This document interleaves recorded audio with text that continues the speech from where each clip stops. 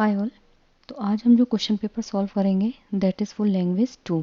ठीक है, ये भी अगस्त 2023 का ही पेपर है। ठीक है, जिन्होंने लैंग्वेज 2 इंग्लिश ली थी और ये कोड है ई। तो इसमें सबसे पहला क्वेश्चन है आंसर द फॉलोइंग क्वेश्चंस। ठीक है, बाय सेलेक्टिंग द करेक्ट और most appropriate options. Question number 121 से ये स्टार्ट है। Which one of the following is not, यहाँ पर नॉट पूछा है, a classroom resource for learners in teaching learning of language. यानी कि जो भाषा है उसके अधिगम के लिए क्लास में जब आपको भाषा अधिगम कराया जाता है तो उसके लिए कौन सा रिसोर्स नहीं है। Classroom library, reading corner, classroom procedure और वर्ड वॉल। जब आप भाषा अधिगम करते हैं तो क्लासरूम लाइब्रेरी जो होती है वो एक इम्पॉर्टेंट रोल प्ले करती है, ये तो बिल्कुल सही है। क्लासरूम में ही जब आप बुक्स को रख देते हैं तो वो होती है आपकी क्लासरूम लाइब्रेरी। रीडिंग कॉर्नर, जहाँ पे छोटी छोटी चीज़ों को रख के बच्चों को पढ़ने के लिए कॉर्नर बनाया जाता है। ठीक है, जहाँ हाथ से बनी हुई चीज़ें होती है या वोकैब से रिलेटेड चीज़ें होती हैं। क्लासरूम प्रोसीजर नहीं। वर्ड वॉल, आपने देखा होगा दीवारों पे जो होता है छोटे छोटे बच्चे मतलब जो शब्द लिखे रहते हैं छोटे छोटे वो चिपका दिए जाते हैं, तो that is your word wall. लेकिन जो क्लासरूम प्रोसीजर होता है ये क्लासरूम रिसोर्स के लिए एक पार्ट नहीं होता है। ठीक है, ये लर्नर के लिए कोई क्लासरूम रिसोर्स नहीं है।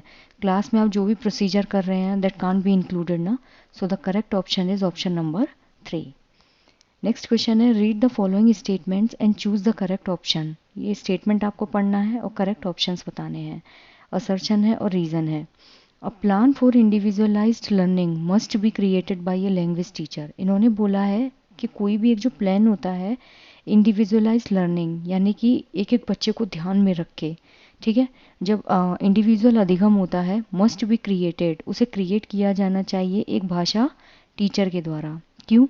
There is diversity in learners in the learning of new language. कि जो भाषा का अधिगम होता है ना उसमें हर बच्चे का जो भाषा अधिगम है उसमें बहुत ज़्यादा डाइवर्सिटी होती है। जब भी कोई आप एक नई लैंग्वेज सीखते हैं तो आप जिस तरीके से सीख रहे हैं वो अलग होगा, दूसरा बच्चा जिस तरीके से सीख रहा है वो अलग होगा। ठीक है, तो इसका जो करेक्ट आंसर होगा that is 2। Both A and R true but R is not the correct explanation of A. मतलब भाषा टीचर जो है वो पर्टिकुलर एक एक बच्चे को ध्यान में रख के जो है वो प्लान बनाएगा। बिल्कुल सही बात है, जैसे बच्चों की जो भी स्ट्रेंथ होती है, वीकनेस होती है, या जो भी एक बच्चे को ज़रूरी होता है उस सब के बारे में हमको आइडिया लग जाता है। ठीक है, लेकिन there is diversity in learners in the learning of new language, ऐसा ये सही है लेकिन ये इस चीज़ को डिफाइन नहीं कर रहा है। So the correct option for answer question number 122 is 2। ये चीज़ें दोनों ही सही हैं लेकिन ये इसको अच्छे से डिफाइन नहीं कर रहा है। ठीक है, नेक्स्ट क्वेश्चन है question number 123। In which method does the learners first language play a central role in teaching. कौन सा ऐसा मेथड है जिसमें जो शिक्षार्थी होते हैं, जो लर्नर्स होते हैं, उनकी जो पहली लैंग्वेज होती है, फर्स्ट लैंग्वेज क्या होती है, आपकी मदर टंग ही होती है, वो एक सेंट्रल रोल प्ले करती है टीचिंग में। CLT नहीं, CLT अलग चीज़ होती है, ये कम्युनिकेट करने का काम आती है। GT मेथड बिल्कुल सही है। टास्क बेस्ड लर्निंग नहीं। डायरेक्ट मेथड नहीं। डायरेक्ट मेथड जो होता है ना दैट्स योर नेचुरल मेथड, ठीक है, जिसे रिफॉर्म मेथड बोलते हैं। और जो GT मेथड होता है ये आपका ट्रेडिशनल मेथड होता है। इसमें क्या करते हैं, जैसे कोई भी सेंटेंस लिखा हुआ है उसको वर्ड टू वर्ड टीचर जो है वो क्या करेगा, हिंदी में पहले ट्रांसलेट करेगा और फिर जो आपकी टारगेट लैंग्वेज है वो आपको सिखाई जाती है। इसकी जो यूनिट होती है ना, unit of learning that is word. ठीक है, और जो GT मेथड होता है ये बहुत ज़्यादा टाइम टेकिंग प्रोसेस होती है, आप हर चीज़ कवर इसमें नहीं कर सकते। ठीक है, so the correct option, I just hope I clear the question to you, कि जो पहली लैंग्वेज होती है, पहली लैंग्वेज कौन सी होती है, मदर टंग, यूजुअली हिंदी है मान लीजिए आपकी, तो GT मेथड में क्या करेगा टीचर, इसमें बच्चा जो होता है वो पैसिव होता है और टीचर जो होता है वो एक्टिव होता है। बच्चे को टीचर एक एक वर्ड को हिंदी में ट्रांसलेट करके बताएगा, that's called your GT method. So the correct option is option number 2। Next question है चेतन की जो पहली लैंग्वेज है, question number 124। Chetan first language was Bhojpuri. Chetan की जो पहली भाषा है वो क्या थी, Bhojpuri. Since arriving in Tamil Nadu, Tamil Nadu में आने के बाद से ही नो लॉन्गर स्पीक्स भोजपुरी, वो भोजपुरी में बात नहीं करता। एंड ओनली स्पीक्स इंग्लिश, वो सिर्फ और सिर्फ इंग्लिश में बात करता है विद द नेटिव्स। ठीक है, जो वहाँ पे लोग रह रहे हैं उनसे वो इंग्लिश में बात करता है। When the new second language replaces the native language, जब कोई दूसरी नई भाषा आपकी जो नेटिव लैंग्वेज है उसको रिप्लेस कर देती है। ये किस चीज़ का एग्जाम्पल होता है? That's an example of subtractive bilingualism. ठीक है, तो इसका जो करेक्ट आंसर होगा that is option number 2। Code mixing क्या होती है? कोड मिक्सिंग में आप वर्ड्स को मिक्स कर देते हैं। जैसे आप हिंदी में बोल रहे हैं मेरी किताब टेबल पर रखी हुई है, ठीक है, तो आपने क्या किया है, मेरी किताब हिंदी है, टेबल आपने इंग्लिश यूज़ किया, रखी हुई है ये भी हिंदी है। ठीक है, कोड स्विचिंग क्या होती है? जब आप एक लैंग्वेज से दूसरी लैंग्वेज पे स्विच करते हैं। जैसे मान लीजिए अगर मैं बोलूँ कि मेरा खेलने का बहुत मन है but I have to do my study, Hindi use की और हिंदी यूज़ करते करते हम क्या हुए, इंग्लिश पे स्विच हो गए। बाइलिंगुअलिज्म जब आप दो भाषाएं बोलते हैं। लेकिन जो सब्सट्रैक्टिव बाइलिंगुअलिज्म होता है इसमें बाइलिंगुअलिज्म मतलब दो भाषाएं होती हैं, लेकिन सब्सट्रैक्टिव की वजह से इसमें क्या होता है, आपकी जो नेटिव लैंग्वेज होती है that gets replaced by your second language. जैसे मान लीजिए आपको हिंदी आती है, ठीक है, लेकिन अगर आप एक ऐसे स्टेट में या ऐसी कंट्री में जाते हैं जहाँ पे सिर्फ इंग्लिश चलती है, वहाँ आप थ्रू आउट इंग्लिश बोलते हैं, तो आपकी जो हिंदी है, ठीक है, वो किससे रिप्लेस हो जाएगी, इंग्लिश से। ठीक है, तो जब दूसरी लैंग्वेज आपकी मदर टंग को रिप्लेस कर दे that is your subtractive bilingualism. Next question है question number 125। Which of the following supports a pre reading activity? जो रीडिंग एक्टिविटी होती है ना वो दो टाइप की होती है। एक होता है प्री रीडिंग एक्टिविटी यानी कि पढ़ने से पहले जो आप एक्टिविटी करते हैं, और एक होता है जब पढ़ते वक्त आप जो एक्टिविटी करते हैं। ठीक है, तो इसमें से पूछा है क्या चीज़ है जो प्री रीडिंग एक्टिविटी को सपोर्ट करेगी। तो इसका जो करेक्ट आंसर होगा that is asking learners to summarise the text. नहीं, अगर आप बच्चे से पूछेंगे कि टेक्स्ट को समराइज कर दो तो वो तो पढ़ने के बाद हुआ ना, जब आपको किसी चीज़ की नॉलेज हो जाएगी तभी तो आप उसको समराइज करेंगे। यूजिंग ए प्रिडिक्शन टास्क, बिल्कुल सही है। इसमें क्या करते हैं, प्रिडिक्शन टास्क मतलब होता है आपको जो प्रीवियस नॉलेज होती है उसके बेसिस पे आप चीज़ों को प्रिडिक्ट करते हैं। ठीक है, टीचिंग ग्रामेटिकल स्ट्रक्चर्स, नहीं, आप इसमें बच्चों को ग्रामेटिकल स्ट्रक्चर कैसे करेंगे। यूजिंग पैराफ्रेजिंग टास्क, नहीं, ये भी इसका आंसर नहीं है।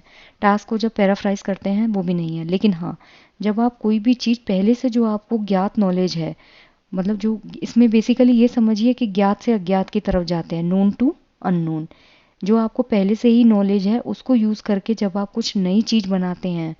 लेट्स सपोज मैं आपको कोई पैरा पढ़ने के लिए दे रही हूँ, आप उसको पूरा नहीं पढ़ेंगे, उसको पढ़ने से पहले आप क्या करेंगे, जो आपने पहले से आपको उस चीज़ के रिगार्डिंग नॉलेज होगी। मुझे आपको हाथियों के बारे में बताना है, तो हाथियों से रिलेटेड आपको जो भी पहले से नॉलेज है आप उसको यूज़ करेंगे, तो वो क्या करेगा, आपको प्री रीडिंग जो है उसको सपोर्ट करेगा। ठीक है, इसमें यूजुअली स्किमिंग जो होती है वो यूज़ होती है, मतलब जो अपन द्रुत पठन करते हैं जल्दी जल्दी, that's your pre reading activity. So the correct option for this question is option number 2। Next question है question number 126। Which of the following is true about remedial teaching? जो रेमेडियल टीचिंग है उसके लिए कौन सा कथन जो है वो सही है। Providing support to improve performance, showing sympathy to backward students, providing extra marks to improve performance, giving extra attention to gifted children। जो रेमेडियल टीचिंग होती है ना वो डायग्नोसिस के बाद किया जाता है। डायग्नोसिस क्या होता है कि आप मान लीजिए किसी चीज़ में पिछड़े हुए हैं, ठीक है, तो पहले उस चीज़ को डायग्नोस किया जाएगा। ठीक है, किसी बच्चे को पहले डायग्नोस किया जाता है, उसके बाद उसको रेमेडी दी जाती है। डॉक्टर के पास जाते हैं तो डॉक्टर पहले आपसे सिम्टम्स पूछता है ना, वो पता लगाता है आपको क्या बीमारी है, तब ना वो आपको दवाई देता है। तो इसमें है providing support to improve performance, बिल्कुल सही बात है कि आप क्या करते हैं, परफॉर्मेंस को इम्प्रूव करने के लिए बच्चे को एक सपोर्ट देते हैं। सिंपैथी देना बैकवर्ड स्टूडेंट्स को, ये इसके लिए सही नहीं है। एक्स्ट्रा मार्क देना परफॉर्मेंस को इम्प्रूव करने के लिए नहीं। अगर किसी बच्चे की परफॉर्मेंस खराब है तो आप उसको एक्स्ट्रा नंबर दे देंगे, नहीं। Giving extra attention to gifted children, जो गिफ्टेड चिल्ड्रन होते हैं जैसे स्पेशल नीड वाले बच्चे जो होते हैं उनको ज़्यादा टेंशन देंगे। गिफ्टेड बच्चे मतलब जो बहुत ज़्यादा इंटेलिजेंट होते हैं, बोलते नहीं है गॉड गिफ्टेड है, तो वो उनको एक्स्ट्रा अटेंशन देंगे, नहीं। इसका करेक्ट आंसर होगा providing support to improve performance. Next question है question number 127। Read the following statements and choose the correct option. Assertion है और रीज़न है। English is an associate official language in India. English is taught as a foreign language in Indian schools. ठीक है, इसमें पूछा है कि ए और आर जो है वो दोनों सही हैं, ए और आर दोनों सही हैं, आर ए को सही से डिफाइन करता है, ए सही है आर गलत है, आर सही है ए गलत है। तो इसका जो करेक्ट आंसर होगा दैट इज ऑप्शन नंबर 1, कि जो ए है वो तो सही है लेकिन आर गलत है। क्यों? क्योंकि जो इंग्लिश है ना वो सहायक ऑफिशियल लैंग्वेज है। ऑफिशियल लैंग्वेज अगर आपसे कोई पूछे तो वो आपकी क्या है? हिंदी। भारत में ऑफिशियल लैंग्वेज क्या है? हिंदी। ये सब किस में आता है? Article 343। 343 A Hindi official language, 343 B associate official language. ठीक है। English is taught as a foreign language in Indian school? नहीं, इंग्लिश जो होती है ना वो एक ग्लोबल लैंग्वेज है। ठीक है। इंग्लिश हमेशा कैसी लैंग्वेज है? Global language. और इंग्लिश इंडिया में क्या है? एक सेकेंडरी लैंग्वेज है, ना कि फॉरेन लैंग्वेज। ठीक है। ग्लोबल लैंग्वेज मतलब आप हर जगह उसको बोल सकते हैं। ठीक है। ग्लोबल स्केल पे इंग्लिश ही बोली जाती है। तो इंग्लिश जो होती है वो फॉरेन लैंग्वेज की तरह इंडियन स्कूल्स में नहीं पढ़ाई जाती, लेकिन इंग्लिश एक एसोसिएट ऑफिशियल लैंग्वेज है। So the correct option for this question is option number 1। I repeat, अगर कोई ऑफिशियल लैंग्वेज पूछे तो वो क्या होगी? हिंदी। लेकिन अगर एसोसिएट ऑफिशियल लैंग्वेज पूछे तो वो क्या होगी? इंग्लिश। ठीक है।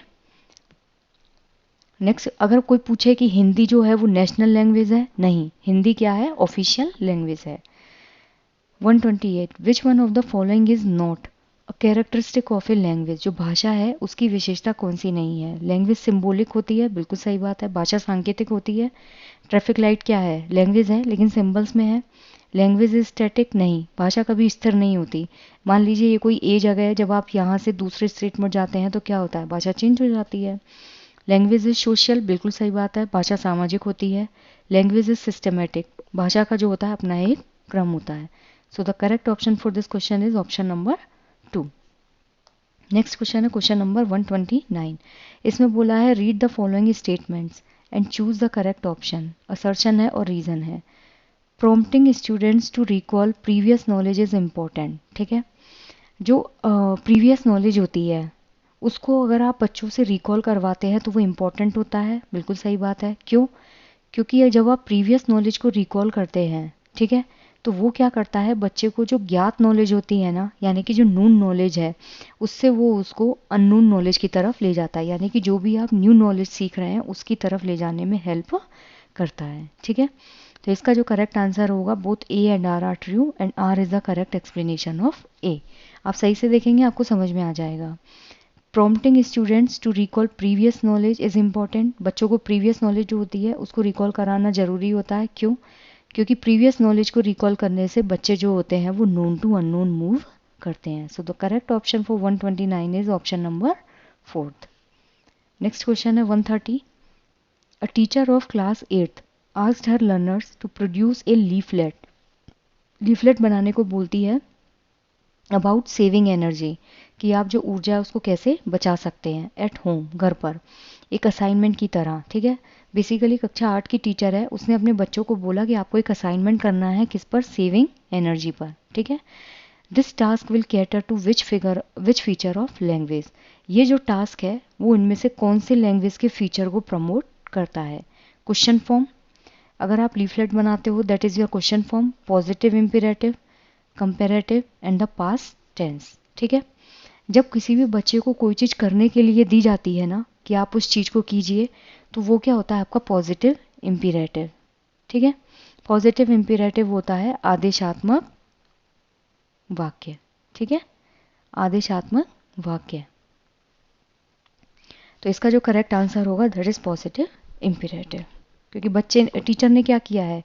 उसने आदेश दिया है क्या? लीफलेट बना के लाना है किस पे? सेविंग एनर्जी पे। वो लैंग्वेज का ये कोई क्वेश्चन तो नहीं पुट कर रही ना, ना ही कंपेयर कर रही है, ना ही कोई पास्ट टेंस है, तो क्या होगा? Positive imperative. So the correct option is option number 2। While planning a lesson, question number 131। एक लेसन को प्लान करते वक्त one of the objectives is to enable learners to produce typical business communication. ठीक है। एक लेसन को plan करते समय एक जो ऑब्जेक्टिव होता है वो लर्नर्स को इस काबिल बनाना होता है कि वो प्रोड्यूस कर सकें typical business communication with customers. जो कस्टमर्स हैं उनके साथ बिजनेस को लेके वो कम्युनिकेट कर सके। This objective matches with one of the type of text general listed below. ये जो ऑब्जेक्टिव है, मतलब ये जो इनका एम है, वो किस चीज़ से मैच करता है? Report, description, article, letter. It's completely related with letter. So the option 4 is correct. जहाँ पे क्या होता है, बच्चे को इस लायक बनाया जा रहा है कि वो बिजनेस कम्युनिकेशन कर सके, किसके साथ, कस्टमर्स के साथ। So the correct option for 131 is 4। Next question है 132। A teacher asked students to look at the 4 musical instruments in the picture. कोई एक पिक्चर है जिसमें 4 म्यूजिकल इंस्ट्रूमेंट है। टीचर ने बोला कि इन चारों म्यूजिकल इंस्ट्रूमेंट्स को ध्यान से देखो and discuss why they are used in different musical context. और उससे बोला कि आपस में डिस्कस करो या फिर डिस्कस करो कि इन म्यूजिकल इंस्ट्रूमेंट्स को अलग अलग जगह क्यों बजाया जाता है। तो कौन सी कॉग्निटिव स्किल जो है वो उस एक्टिविटी को मेस करेगी। इमेजिनिंग, आप इमेजिन करने लग जाओगे, नहीं। रीजनिंग, तर्क देने लग जाओगे। कंपोजिंग, कोई भी चीज़ कंपोज करने लग जाओगे, नहीं। आप क्या करोगे, उस चीज़ को पहले एनालाइज करोगे। लेट सपोज मैं आपको कोई एक पोस्टर दे दूँ जिस पे 4 इंस्ट्रूमेंट्स बने हुए हैं। अब मैं आपसे पूछूँ कि ये चारों इंस्ट्रूमेंट्स जो है वो कहाँ बनाए जाते हैं। आपको वो चीज़ डिस्कस करनी है। चारों इंस्ट्रूमेंट्स अलग अलग जगह बजाए जाते हैं, जैसे ढोलक है, तबला है, शहनाई है, कुछ भी ले लीजिए। तो क्या करेंगे आप, सबसे पहले उन चीज़ों को एनालाइज करेंगे, ठीक है। कॉग्निटिव स्किल एनालाइजेशन से ही रिलेटेड होती है। नेक्स्ट क्वेश्चन है question number 133। When monolingual speakers move from formal to informal mode of speech within the same spoken or gestured idea they are engaging in। इन्होंने बोला है कि जब भी कोई मोनोलिंगुअल स्पीकर यानी कि जो कोई एक ही भाषा का इस्तेमाल करता हो, वो जब फॉर्मल से इनफॉर्मल मोड में जाता है, ठीक है, यानी कि एक भाषा से दूसरी भाषा में जब जो जा रहा है, यानी कि मान लीजिए हिंदी से वो इंग्लिश में जा रहा है, तो वो किस चीज़ में अपने आप को इंगेज करता है, that is called your code switching, ठीक है। जैसे अभी मैंने एग्जांपल दिया था, मान लीजिए मैं हिंदी बोल रही हूँ कि मेरा आज खेलने का बहुत मन है, और मैं इंग्लिश में तुरंत स्विच करके बोल रही हूँ but I can't play because my mom is coming so I have to go to my home. तो ये क्या हुआ, code switching. So the correct option is option number B, correct है। अगर आपको चाहिए तो मैं वापस से भी इस क्वेश्चन को बोल सकती हूँ। When monolingual speakers move, जब भी कोई एक भाषा को जानता है और वो फॉर्मल से इनफॉर्मल मोड स्पीच में जाता है, तो सेम फ्लो में, जब आप कोई भी सेंटेंस सेम फ्लो में बोल रहे हो और उसमें आप एक लैंग्वेज से दूसरी लैंग्वेज में स्विच करें, तो वो आपका होता है कोड स्विचिंग, ठीक है। नेक्स्ट क्वेश्चन है 134। 134 है चिल्ड्रंस इनफॉर्मल इंटरेक्शंस। बच्चों का आपस में जो भी इंटरेक्शन होता है that is not formal, that is your informal interaction, ठीक है। Friendships and relationship with others, दूसरों के साथ जो फ्रेंडशिप होती है, जो भी रिलेशनशिप है इन देयर कम्युनिटी, उनकी कम्युनिटी में, are based on their use of which form of language, उसमें वो कौन सी लैंग्वेज है जिसको वो यूज़ करते हैं। एकोमोडेशन नहीं, एसिमुलेशन नहीं, लैंग्वेज सोशलाइजेशन बिल्कुल सही है, एनकल्ट्रेशन नहीं। जो लैंग्वेज सोशलाइजेशन होता है उसे हम बोलते हैं भाषा सामाजिकरण, ठीक है। इसमें क्या करता है, बच्चा एक बहुत ही नॉर्मल लैंग्वेज में, जब हम आपस में अपने फ्रेंड से बात करते हैं, फैमिली से बात करते हैं या किसी और से बात करते हैं, तो हम अपनी नॉर्मल लैंग्वेज में बिल्कुल इनफॉर्मल लैंग्वेज में आ जाते हैं, ठीक है। ऐसा तो नहीं हमें ध्यान में रखना पड़ता है कि भाई इस बंदे से इंग्लिश में बात करनी है, इस बंदे से तमीज़ से बात करनी है, हम अपने लोकल लैंग्वेज में बात करते हैं। तो that is your language socialization. So the correct option for 134 is 3। Next question है question number 135। In the case of vocabulary use, ठीक है, जब हम कोई भी वोकेबलरी यूज़ करते हैं, grammar provides a pathway for learners to, जो ग्रामर होती है वो बच्चे जो है उनको क्या पाथ जो है वो प्रोवाइड करेगी, ठीक है। Combine lexical items into meaningful and communicative expressions, retell listening inputs into oral outputs, draft formal pieces of writing in higher classes, speak in formal situations with greater accuracy and confidence. अब ध्यान से देखिए, इसमें पूछा है कि जो जब आप वोकेबलरी यूज़ करते हैं ना, ठीक है, तो वोकेबलरी यूज़ करते वक्त जो ग्रामर होती है वो आपकी किस चीज़ में हेल्प करती है, ठीक है। Retail listening inputs into oral output नहीं, ऐसा तो नहीं ना, अब जो भी ध्यान लगा के सुन रहे हैं वो आप बोलने लगेंगे, नहीं। Draft formal pieces of writing in higher classes, बड़ी क्लासेस के लिए आपको ड्राफ्ट बनाने के लिए तैयार करती है, नहीं। Speak in formal situations with greater accuracy and confidence, ऐसा भी नहीं होता है कि फॉर्मल सिचुएशन जो है आपको इतना एक्यूरेसी और कॉन्फिडेंस दे दे कि आप फॉर्मल सिचुएशंस में भी अच्छे से बोल पाए। ये तो नहीं ना कि आप इंडिया को रिप्रेजेंट करने के लिए बाहर किसी मंच पे जाके बोलेंगे, नहीं, ये क्या करती है, जो लेक्सिकल आइटम्स होते हैं उनको मीनिंगफुल और कम्युनिकेटिव जो एक्सप्रेशंस होते हैं उसमें कंबाइन करती है। ठीक है, लेक्सिकल आइटम क्या होता है, लेक्सिकल आइटम होता है जैसे मान लीजिए ये मैंने लिखा है रेट। ठीक है, जो रेट होता है इसका खुद में सिंगल वर्ड है लेकिन इसका खुद में एक मीनिंग है, that is your, you know what is rate. तो सिंगल वर्ड जब अपने खुद के एक मीनिंग को कैरी करता है उसको किसी की ज़रूरत नहीं पड़ती। ठीक है, अब अगर मैं बोलूँ गेट डाउन, नीचे बैठो, ठीक है, गो अवे, दूर जाओ, तो ये क्या है, दो वर्ड है। ठीक है, लेकिन ये भी अपने आप में एक वर्ड को कैरी, एक मीनिंग को कैरी कर रहे हैं, that's called your lexical item. जिसमें एक सिंगल वर्ड हो, चाहे दो वर्ड हो, चाहे कोई फ्रेज हो, वो खुद के अपने एक फ्री मीनिंग जो होता है उसको कैरी करती है। ठीक है, तो जो वोकेबलरी होती है वो लेक्सिकल आइटम्स को कंबाइन कर देती है, किसके लिए, कम्युनिकेट करने के लिए और एक मीनिंगफुल ऑर्डर में। So the correct option is option number 1। Next question है 136। इसमें पैराग्राफ दिया हुआ है, read the passage given below and answer the questions 136 to 142 that follow by selecting the most appropriate option. Paragraph क्या है, जल्दी जल्दी पढ़ते हैं। Let's go, we are going to be late, हम लेट हो रहे हैं। Shouted Glenn gleefully as he tightened his school bag on his back. Glenn जो है वो बहुत जॉयफुल मूड में चिल्लाया और उसने स्कूल बैग जो है उसको टाइट किया अपने पीठ पे। 3 अदर फेसेस, 3 अलग चेहरे जो हैं, ब्रोक इनटू ए स्माइल, उनके चेहरे पे एक स्माइल आ गई अपॉन हियरिंग हिज वर्ड्स, उसकी आवाज़ सुन के। They couldn't wait to soak their feet in the water, वो क्या करते हैं, पानी में अपने पैरों को ज़्यादा देर तक होल्ड नहीं कर पाए। And perhaps catch a small fish or 2 just for the cakes. They were clearly not heading towards where they should be, clearly वो वहाँ नहीं जा रहे थे जहाँ उनको इस टाइम होना चाहिए था, that was school. The cold imposing white building became smaller and smaller, जो ठंडी, द कोल्ड इम्पोजिंग यानी कि बहुत प्रभावशाली जो बिल्डिंग थी वो धीरे धीरे छोटी होती जा रही थी। क्यों, क्योंकि वो स्कूल से कहीं और जा रहे थे और जैसे जैसे स्कूल से वो दूर जा रहे थे बिल्डिंग छोटी होती जा रही थी।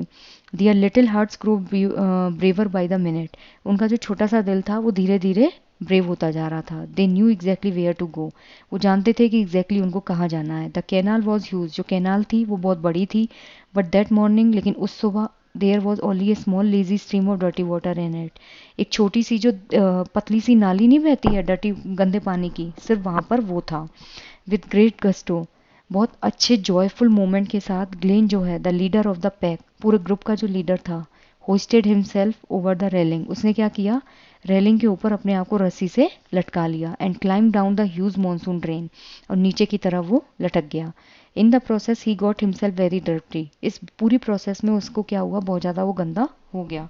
But the excitement of truancy was too great to be bothered by some loose buttons and tears in his shirt.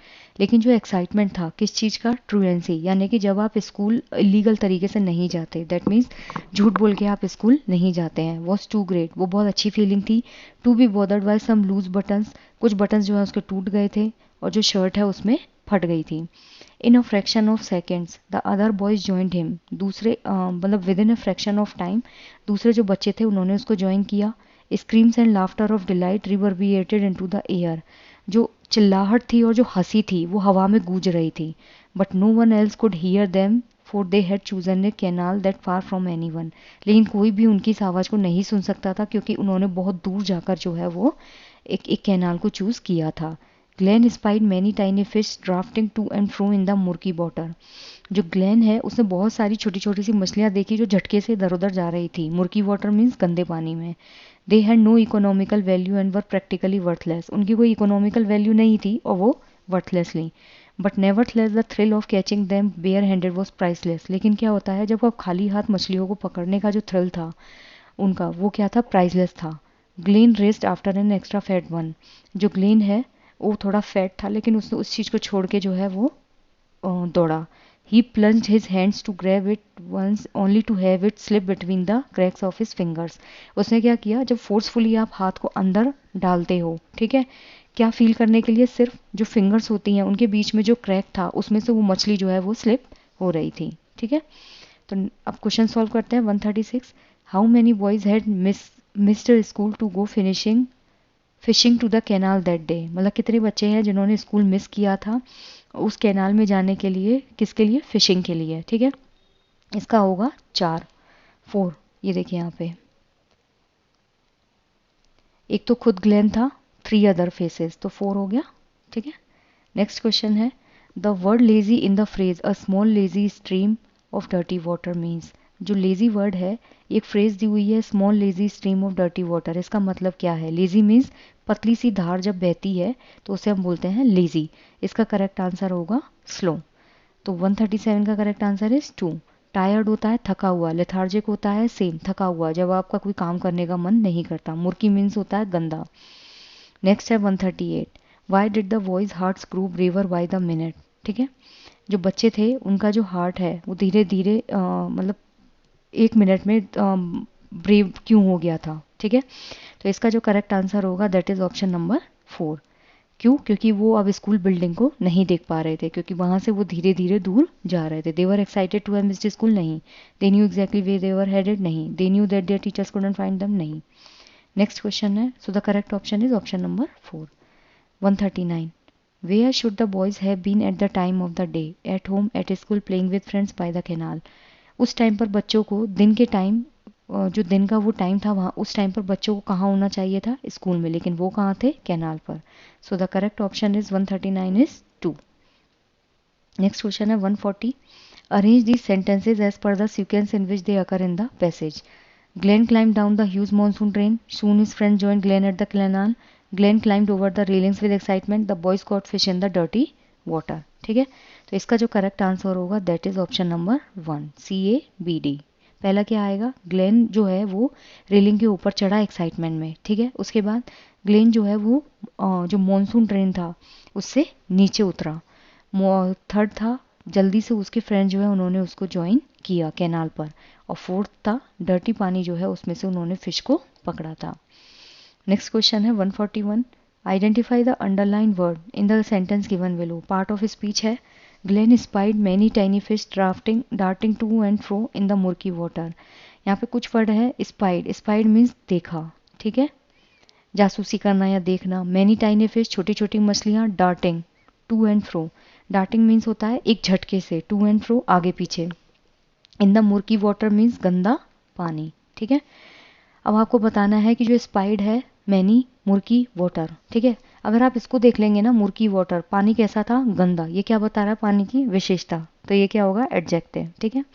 तो या तो 1 होगा या फिर 3 होगा, ठीक है।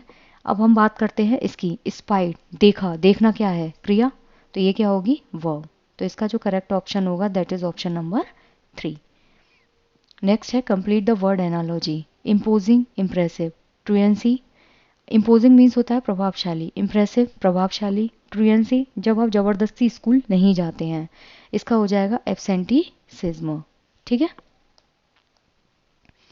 तो करेक्ट ऑप्शन इसका क्या होगा? Option number 2। नेक्स्ट क्वेश्चन है 143 टू 150। इसमें भी आपको क्या करना है? एक पैसेज पढ़ना है, रीच आउट। रीच आउट जो है वो एक ऑर्गेनाइजेशन है that runs week long summer camp, मतलब सप्ताह लंबा समर कैंप चलाता है। Design to give young people the skills, जो यंग लोग होते हैं, यंग पीपल जो होते हैं उनको स्किल्स ट्रेन करता है to the leader of the future, future का लीडर बनने के लिए। The camp helps to create confident young people who wish to improve not only themselves but the world around them. इस जो रीच आउट ऑर्गेनाइजेशन है इसका काम है बच्चों को इस लायक ट्रेन करना कि वो अपने सराउंडिंग के लोगों को भी अच्छे से समझा सके, उनको पढ़ा सके। Varying in the age from 12 to 17, जो एज ग्रुप है वो क्या है? 12 से 17। Young people come to attend the camps in Canada, जो यंग लोग हैं वो कनाडा में इस ग्रुप को ज्वाइन करने के लिए आते हैं, और यूएसए से अक्रॉस द वर्ल्ड, वर्ल्ड में जितनी भी जगह वहाँ से। They spend their time learning leadership skill, वो क्या करते हैं? अपना टाइम स्पेंड करते हैं लीडरशिप स्किल जो होती है उसको लर्न करने में। Considering and discussing important issues, वहाँ पे क्या होता है? इंपॉर्टेंट इश्यूज़ जो होते हैं उनको डिस्कस किया जाता है, जैसे कि पोल्यूशन हो गया, हेल्थ है, और जो लोकल कम्युनिटी होती है उसको हेल्प करने के लिए भी वहाँ पे बात की जाती है। They also meet many other people, वो बहुत सारे लोगों से मिलते हैं who have the same interest, जो कि सेम इंटरेस्ट रखते हैं और सेम विश्वास रखते हैं। And frequently make friendship that they will last A life time, और वो बहुत जल्दी दोस्त बना लेते हैं जो कि लाइफ टाइम चलती है। There is no average day at the camp, camp में कोई भी एवरेज डे नहीं होता है। Changes are made to the time table, जो टाइम टेबल है उसमें डेली चेंजेस होते हैं, which is handed out daily, ठीक है, to allow room for exciting events as they come up, ठीक है। However camp members generally get up at 7 AM, 7 बजे वो उठ जाते हैं, and they have eaten breakfast, सबसे पहले वो हैवी ब्रेकफास्ट करते हैं और अपने दिन को स्टार्ट करते हैं आउटडोर गेम से। उससे क्या होता है, वो वार्म अप हो जाते हैं और जो आगे का बिजी डे है उसको ईजिली हैंडल कर पाते हैं। There are workshops in the morning, morning में वहाँ वर्कशॉप्स होती हैं, किस स्किल पर, पब्लिक स्पीकिंग पर, and then there is an hour for lunch at noon. Morning में वहाँ क्या होता है, पब्लिक स्पीकिंग पर एक वर्कशॉप होती है, उसके बाद लंच होता है। For 1 hour in the afternoon camp members have the opportunity to select from various activities, ठीक है। जो कैंप मेंबर्स होते हैं वो अलग अलग एक्टिविटीज़ के लिए बच्चों को सेलेक्ट करते हैं, ठीक है। मतलब वहाँ पे दोपहर के बाद अलग अलग एक्टिविटीज़ होती हैं, डांसिंग है, योगा है, बास्केटबॉल है और सॉन्ग राइटिंग है। During the time at camp, camp में टाइम के दौरान there is a day known as action day, जो पूरा दिन होता है ना, मतलब पूरे दिन में एक एक्शन डे होता है। ये तब होता है जब छोटे छोटे ग्रुप्स जो होते हैं वो एक एडल्ट ग्रुप के साथ बाहर जाते हैं, ठीक है। क्यों, जो नेबरहुड होता है उसके ऑर्गेनाइजेशन में उनको सपोर्ट करने के लिए। Reach out, this can involve organisations dealing with housing, journalism, health care और एनवायरनमेंट। जो दूसरा ऑर्गेनाइजेशंस होते हैं ना, जैसे हाउसिंग वाले हैं, जर्नलिज्म है, हेल्थ केयर है और एनवायरनमेंट है, उनके साथ ये इन्वॉल्व होते हैं, ठीक है।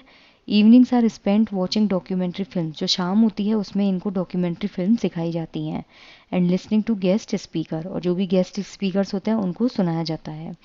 The aim is to encourage the young people to go out and make the world a better place. अब इसमें क्वेश्चन है, question number 143, read the following statements and choose the correct option. ये statement आपको पढ़ना है और सही option बताना है। Reach out, camps are week long summer camps that are organized all across the world. Young people in the age group 12 to 17 years attend these camps. These young people come to learn leadership skills, ठीक है। जो 143 है इसका जो correct answer होगा, passage को ढंग से अगर आप पढ़ेंगे तो आपको आंसर मिल जाएगा। बी और सी जो है वो करेक्ट है, लेकिन ए जो है वो इनकरेक्ट है, ठीक है। जो यंग पीपल हैं इस एज ग्रुप के वो 12 से 17 के हैं, अभी पढ़ा था। जो यंग पीपल हैं वो लीडरशिप स्किल सीखने आते हैं, ठीक है। कैंप्स जो होते हैं वो वीक लॉन्ग समर कैंप होता है, जो कि पूरे वर्ल्ड में ऑर्गेनाइज होता है, ठीक है। नहीं, वो पूरे वर्ल्ड में ऑर्गेनाइज नहीं होता है और वर्ल्ड से लोग वहाँ आते हैं। So the correct option is option number 1। Next question है, question number 144, why do young people from all over the world come to these camps. जो ये देखिए यहाँ पे दिया हुआ है कि जो यंग पीपल होते हैं पूरी दुनिया से इन कैंप्स को ज्वाइन करने क्यों आते हैं, ठीक है। To improve themselves and the world around them, ठीक है। लीडरशिप क्वालिटी सीखने, और लीडरशिप क्वालिटी सीख के क्या होगा, आप खुद को इम्प्रूव करेंगे और जो अपने आसपास के लोग हैं उनको भी इम्प्रूव करेंगे। So the correct option is option number 2। अब है 145, टू प्रिपेयर देमसेल्स, ठीक है, and get warmed up for the busy day at the young people, मतलब अपने आप को वार्म अप करने के लिए, और जो बिजी डे होता है उसमें आप थको ना ज़्यादा, उसके लिए यंग पीपल क्या करते हैं, get up as early as 7, eat a heavy breakfast, partake in some outdoor games and attend workshop, ठीक है। तो इसका जो करेक्ट आंसर होगा दैट इज ऑप्शन नंबर 3। इसमें बोला है पार्टेक इन सम आउटडोर गेम्स, जो आउटडोर गेम्स होते हैं उसमें क्या करते हैं वो बीच बीच में थोड़ा बहुत खाते रहते हैं। नेक्स्ट क्वेश्चन है 146, इन द आफ्टरनून, पार्टेक जो होता है उसका मतलब होता है बीच बीच में खाना, ठीक है। और क्वेश्चन अगर आप सही से देखेंगे, to prepare themselves and get warmed up for the busy day at the young people, लोग क्या करते हैं, जो यंग पीपल हैं वो अपने आप को वार्म अप करने के लिए क्या करते हैं, ठीक है, वो क्या करते हैं, आउटडोर गेम्स जो होते हैं उसमें बीच बीच में खाते हैं। इन the afternoon which of the following activities can camp members not select, मतलब दोपहर में इनमें से कौन सी ऐसी एक्टिविटी है जो कैंप मेंबर सेलेक्ट नहीं कर सकते, ठीक है। इसका जो करेक्ट आंसर होगा that is yoga and public speaking. Basketball होता है, सॉन्ग राइटिंग है, डांसिंग और योगा है, बास्केटबॉल और डांसिंग है। So the correct option is option number 2। Next question है, the camps are justifiable named reach out because, जो कैंप का नाम है रीच आउट वो जस्टिफाई करता है इस नेम को क्यों, ठीक है। Members are encourage to collaborate with neighbourhood organizations, young people find it exciting to reach the camping site, they are action packed throughout the day, young people work under group leaders, नहीं। जो reach out है वो इस camp का नाम इस चीज़ को justify करता है, क्यों, यंग पीपल जो होते हैं वो ग्रुप लीडर्स के अंडर काम करते हैं, नहीं। They are action packed throughout the day, ये भी कोई बात नहीं हुई कि उनका जो डे होता है वो पूरा एक्शन डे रहता है, पूरा पैक रहता है। Young people find it exciting to reach camping site, नहीं। लेकिन अगर आप इसको देखेंगे तो आपको पता चल जाएगा कि जो मेंबर्स होते हैं वो एनकरेज्ड होते हैं। रीच आउट के जो मेंबर्स हैं वो क्या होता है, एनकरेज्ड होते हैं कोलेबोरेट करने के लिए नेबरहुड ऑर्गेनाइजेशन जो होता है, यानी कि पड़ोसी जो ऑर्गेनाइजेशंस होते हैं उनके साथ। यहाँ पे लिखा हुआ है leader to work with organizations in the neighbourhood, that is reach out, ठीक है। So the correct option for this question is option number 1. Next question है 148. All the 7 days at the camp are, पूरे जो 7 दिन होते हैं camp में, planned in a way to collaborate with local organization, action days, tiring and average, not the same routine wise. इसका जो correct answer होगा दैट इज ऑप्शन नंबर 4. सभी जो 7 दिन होते हैं ना कैंप में वो टायरिंग और एवरेज होते हैं, एक्शन डेज होते हैं, planned in a way to collaborate with local organization, लेकिन वो सेम रूटीन उनका नहीं होता है। ये देखिए यहाँ पे ये लिखा हुआ था, there is no average day at the camp and changes are made to the time table which is handed out daily, जो डेली दिया जाता था, ठीक है। नेक्स्ट क्वेश्चन है, ओके सो इसका जो करेक्ट आंसर होगा that is option number 4. Next question है question number 149. Identify the underline word in the sentence given below, जो नीचे सेंटेंस दिया गया है इसमें पार्ट ऑफ स्पीच बताना है। They also meet many other people who have the same interest and belief, ठीक है, वो भी बहुत लोगों से मिलते हैं जिनका सेम इंटरेस्ट और विश्वास होता है। अब इंटरेस्ट में और ऑल्सो में आपको पार्ट ऑफ स्पीच बताना है, ठीक है। इंटरेस्ट मीन इंटरेस्ट है, इंटरेस्ट नहीं है, इंटरेस्ट है, ठीक है, ये होगा नाउन, और जो ऑल्सो होता है that is your adverb. Meet क्या होता है, मिलना, मिलना क्या है, एक क्रिया, जब आप किसी से मिलते हैं तो आप वो क्रिया ही तो करते हैं, ठीक है। ऑल्सो यानी कि क्रिया की विशेषता बता रहा है, दैट इज योर एडवर्ब, और इंटरेस्ट क्या होगा, noun. So the correct option is option number 1. Next question है 150. Complete the word analogy, confident, शाई, एवरेज, एक्स्ट्रा ऑर्डिनरी, ठीक है। तो इसका जो आंसर होगा दैट इज 3. कॉन्फिडेंट, जब आप कॉन्फिडेंट होते हो, और इसका अपोजिट क्या होता है, जो बच्चे शर्माते हैं। एवरेज मतलब ऑन एन एवरेज नहीं बोलते हैं, एवरेज, और उसका अपोजिट क्या होगा, एक्स्ट्रा ऑर्डिनरी, ठीक है। And I just hope I cleared all the questions to you. अगर कोई भी डाउट हो या फिर किसी भी क्वेश्चन का आंसर आपको गलत लगे तो आप कमेंट सेक्शन में बताइएगा. Till then thank you.